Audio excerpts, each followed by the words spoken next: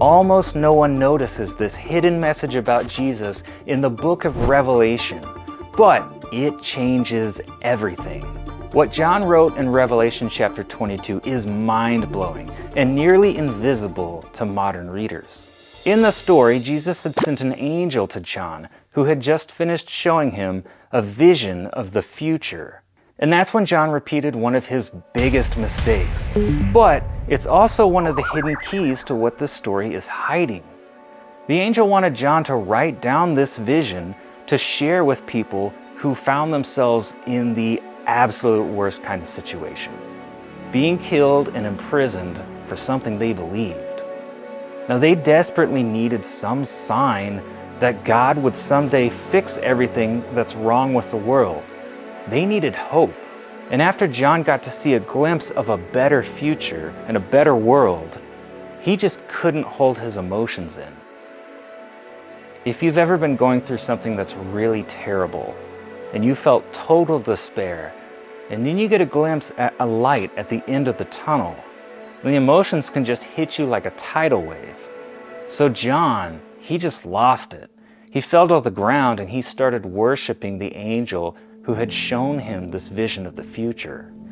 Surprisingly, he was committing one of the biggest no-nos in the entire Bible for the second time. But you have to remember what this guy had been through.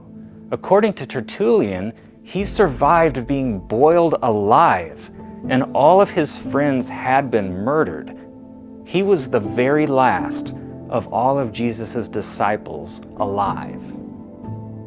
It seemed like this could have turned out real bad if the angel had responded differently and accepted John's worship.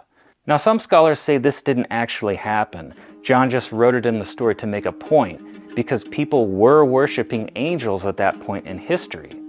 We don't really know if that's true or not, but John basically got off with a warning here, and the angel said, "Don't do that, don't worship me, I'm just like you. I'm essentially your peer, your equal." The last thing he said is a key to our investigation. Worship God.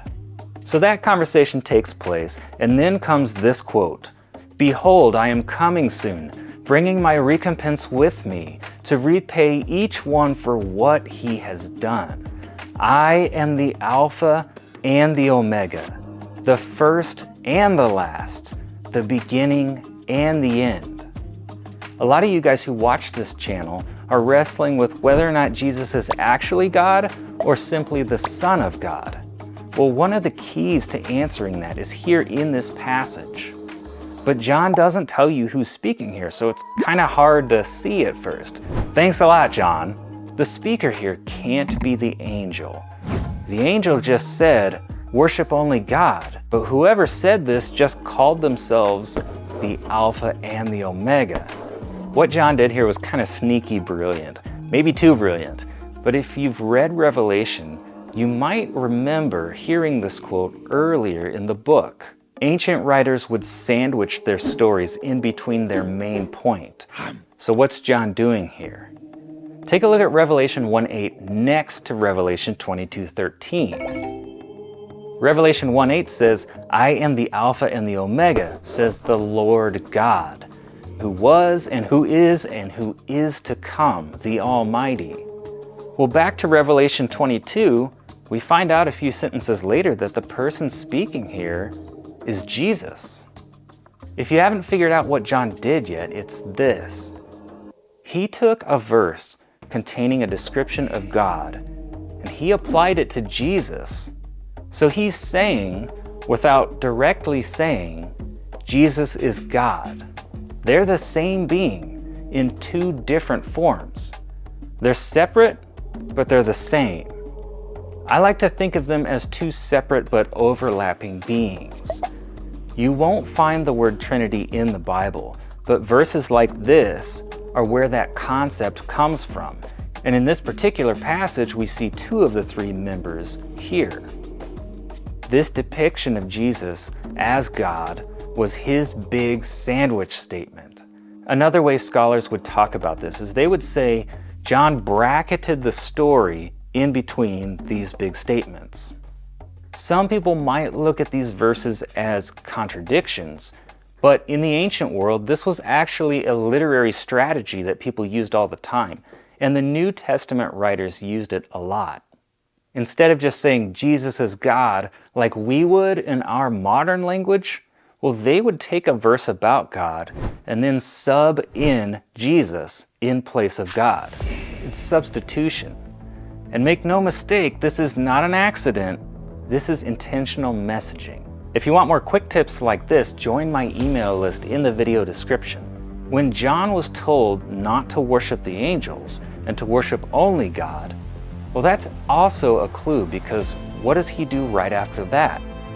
He points us to Jesus presented as God.